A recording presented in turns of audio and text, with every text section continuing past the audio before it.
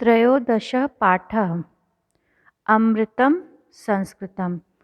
पाठ 13 अमृतम संस्कृतम पाठ के आज हम प्रश्न अभ्यास देखेंगे। इसका पहला अभ्यास जो है वो है उच्चारणम कुरुत, यानी उच्चारण करना है, यानी बोलना है। तो मैं बोल रही हूँ, आप लोग मेरे साथ बोलिएगा। उपलब्धासु संगणकस्य, एक बार फिर से, संगणकस्य चिकित्साशास्त्रम वैशिष्ट्यम भूगोलशास्त्रम वाङ्मये विद्यमानाः अर्थशास्त्रम्। उपलब्धासु संगणकस्य चिकित्साशास्त्रम वैशिष्ट्यम भूगोलशास्त्रम वाङ्मये विद्यमानाः अर्थशास्त्रम। अब हम प्रश्न 2 देखते हैं। प्रश्नानाम एक पदेन उत्तराणि लिखत, यानी कि इन प्रश्नों के उत्तर एक पद यानी एक शब्द में लिखिए। इन सभी प्रश्नों के उत्तर एक शब्द में आपको लिखना है। पहला देखते हैं।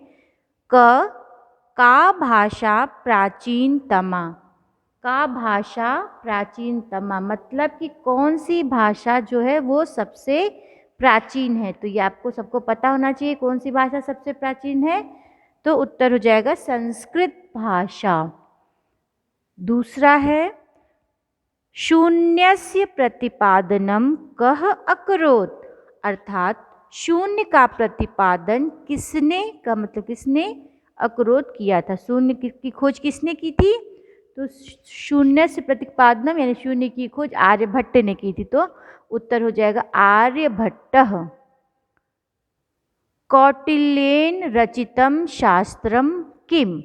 कौटिल्येन मतलब कौटिल्य के द्वारा, रचित लिखा गया, शास्त्र मतलब शास्त्र, किम मतलब कौन सा है। कौटिल्य के द्वारा रचित शास्त्र कौन सा है।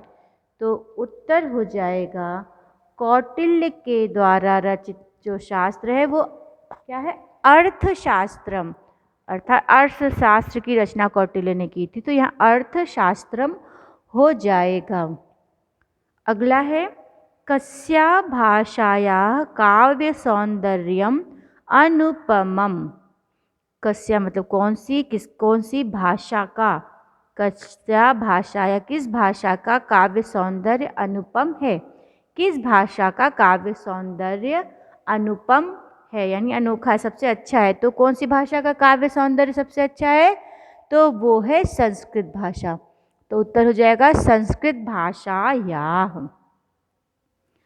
काः अभ्युदयाय प्रेरयन्ति। क्या हमें अभ्युदय उत्थान के लिए, आगे बढ़ने के लिए प्रेरित करती है।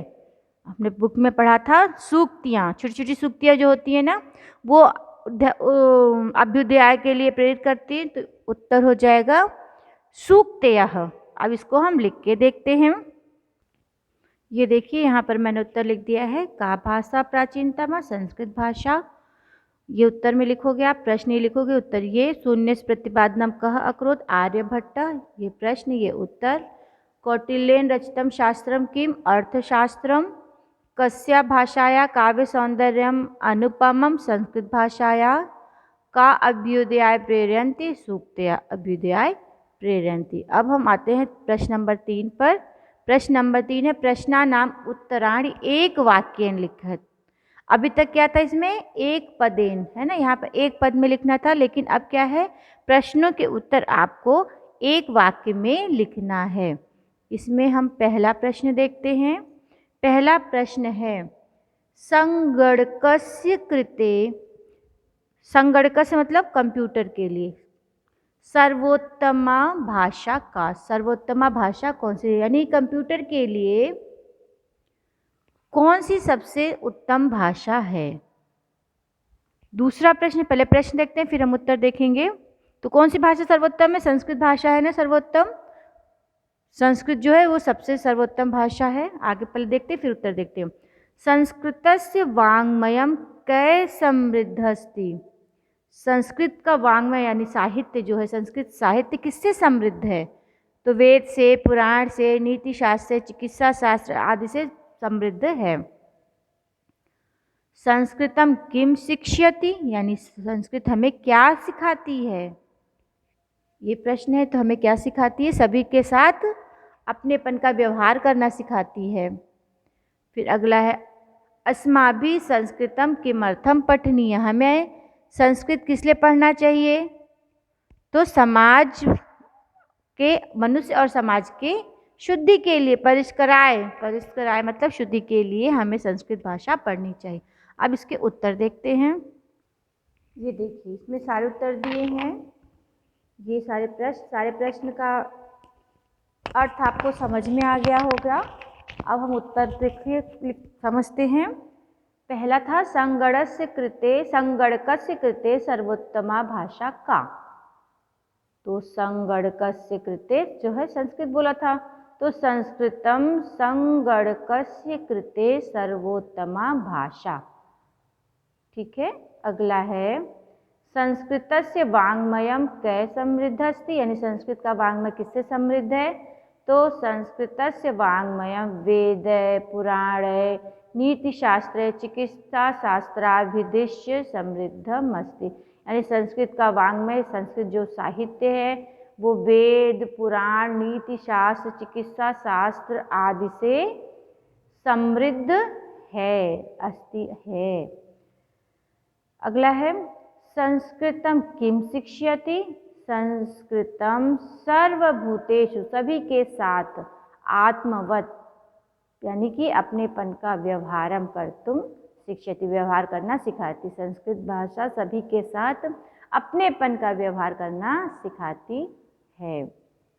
अस्माभिः संस्कृतम किमर्थम पठनीय, तो इसका उत्तर है मनुष्यस्य समाजस्य च परिष्कराय, बोला था ना, परिष्कराय मतलब शुद्धि के लिए, मनुष्य और समाज, मनुष्यस्य समाजस्य च, मनुष्य और समाज के परिष्कराय मतलब शुद्धि के लिए अस्माभिः हमें भी संस्कृत अवश्यम पठनीय, हमें भी अवश्य संस्कृत पढ़नी चाहिए। प्रश्न नंबर 4 में है इकारांत स्त्रीलिंग शब्द रूपम अधिकृत रिक्त स्थानानि पूर्यते, यानी हमें रिक्त स्थान की पूर्ति करनी है इकारांत स्त्रीलिंग शब्द रूप से। जैसे एक उदाहरण दिया है, गति का प्रथमा दिए है, यानी गति का प्रथमा विभक्ति लिखना है, गति गति गतया। उसी तरह आपको मति का लिखना है। फिर बुद्धि का द्वितीया दिया, बुद्धिम बुद्धि बुद्धि। फिर नीति का दिया, जो दिया है उसको याद करना है और जो नहीं दिया है उसको हमें लिखना है। तो अभी हम लिख के आपको दिखाते हैं। ये देखो लिख दिया है, जैसे गति का वैसे ही मति का, प्रथमा विभक्ति दोनों का है। तो मति का उसी तरह मति मति मतया, प्रीति का प्रीतिम प्रीति प्रीति, नीति का जैसे नित्या नीतिभ्याम नीतिभिः, इसी तरह शांति का चलेगा शांत्या शांतिभ्याम शांतिभिः। अगला है प्रकृति का, मति का जैसे है, मति का चतुर्थी विभक्ति, प्रकृति का चतुर्थी विभक्ति, प्रकृत्यै या प्रकृतये, प्रकृतिभ्याम और प्रकृतिभ्यः। कीर्ति का है, कीर्ति का दिया है, यहाँ पर दिया, उसी तरह हमको लिखना है गीति का। तो गीत्या गीते गीतिभ्याम और गीतिभ्यः। आगे है षष्ठी विभक्ति, कृति का कृतेः या कृत्याः, एक वचन, दो वचन में कृत्यो और तीसरे बहुवचन में दिया है कृति नाम।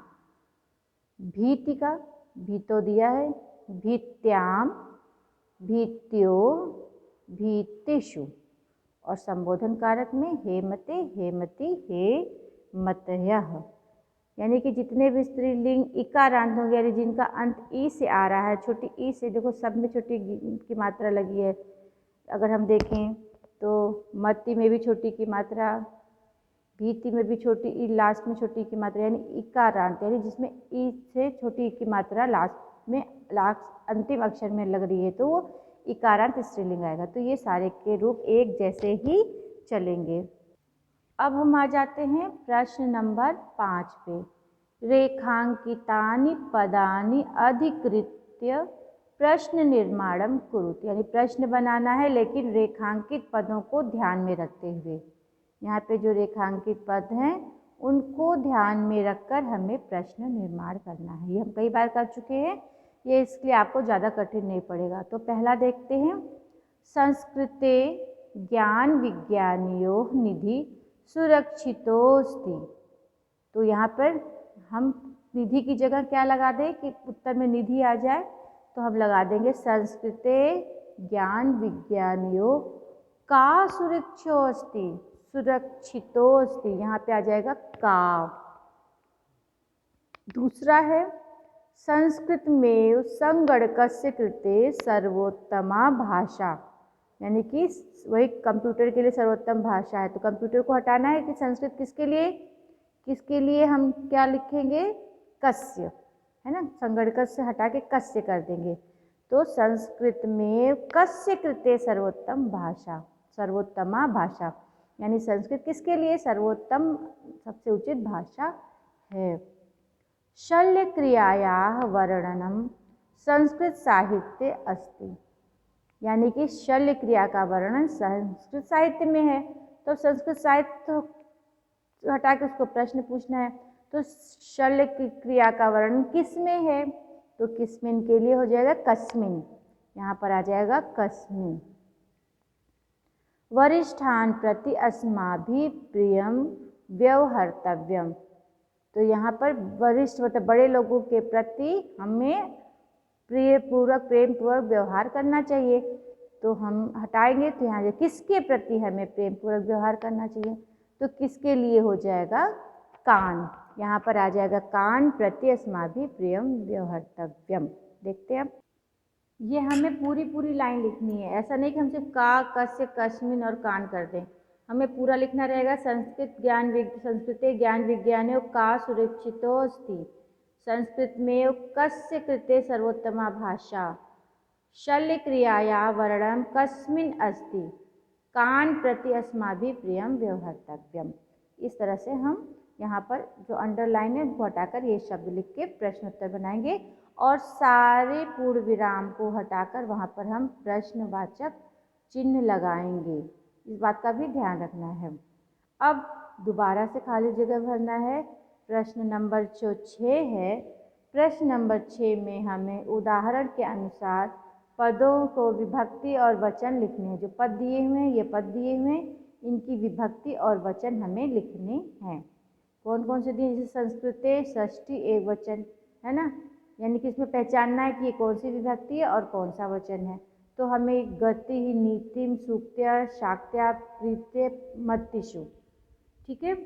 यहाँ पर सारे ये जो है इकारांत है, ये वाला इकारांत है, ये वाला इकारांत है ना, ये सारे क्या हैं, गति यानी गति का है, नीति मतलब नीति का है, सूक्त्या मतलब सूक्ति का है, शांत्या मतलब शांति का है, प्रीत्य मतलब प्रीति का है, मतिषु मतलब मति का है। यहाँ पे भी हमने जो प्रश्न नंबर 4 किया था उसी से लिए गए ये सारे हैं। तो इसको आपको पहचानना है कि कौन सा विभक्ति है और उसका कौन सा वचन है। अगर हम ध्यान दें, हमारे प्रश्न नंबर 4 में स्टार्टिंग में दिया था गति ही गति गतया है, तो गति ही गति यहाँ पे दिया है, तो गति यानी क्या हो जाएगा, प्रथमा विभक्ति और वचन एक वचन आएगा। इसी तरह हम बाकी सारे भी करते चलेंगे। लिख के दिखाते हैं, ये देखो ये सारे मैंने लिख दिए हैं, लेकिन आप इस सारे को अगर देखेंगे, प्रश्न नंबर 4 जो हमने पहले किया था, ये बुक में देखो ये सारे हैं ना, इससे ही आधारित ये सारे प्रश्न, ये वाला प्रश्न नंबर जो 6 है ये प्रश्न नंबर 4 पर ही आधारित है। अगर आप इसमें देखोगे ये सारे मिल जाएंगे। गति प्रथमा एक वचनम, नीतिम द्वितीया एक वचनम, सूक्त्या प्रथमा बहुवचनम, शांत्या तृतीया एक वचनम, प्रीत्य चतुर्थी एक वचनम और मतिषु सप्तमी बहुवचनम। अब इसका अगला एक्सरसाइज प्रश्न नंबर 7। प्रश्न नंबर 7 क्या है, यथा योग्यम संयोज्य लिखत।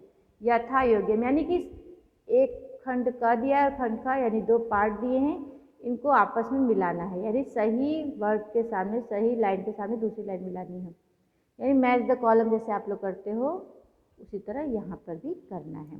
पहला क्या दिया है, कौटिल्येन, दूसरा चिकित्सा शास्त्रे, शून्यस्य आविष्कर्ता संस्कृतम सूक्त्या, ख में दिया है अभ्युदयाय प्रेरयन्ति, ज्ञान विज्ञान पोषकम, अर्थशास्त्रम रचितम, चरक सुश्रुतयो योगदानम और आर्यभट्टः। तो यहाँ पर पहला हम देखेंगे कौटिल्यन। कौटिल्यन ने क्या किया था, अभी हमने जब प्रश्न किया था तो उसमें भी था ना कि कौटिल्य ने किसकी रचना की थी, तो अर्थशास्त्र की रचना की थी। किसकी रचना की थी, अर्थशास्त्र की। तो यहाँ पर कौटिल्यन को किससे मैच करा देंगे, अर्थशास्त्रम से। चिकित्सा शास्त्र में किसका योगदान था, चरक और सुश्रुतयों का, सुश्रुत दो थे उनका योगदान था। तो दूसरा क्या आ जाएगा, दूसरे में चिकित्सा शास्त्र के सामने आ जाएगा चरक सुश्रुतयो योगदानम। शून्य आविष्कर्ता कौन थे, आर्यभट्ट थे, ये तो सब अच्छे से याद हो गया होगा। तो शून्य आविष्कर्ता आर्यभट्ट कर दोगे।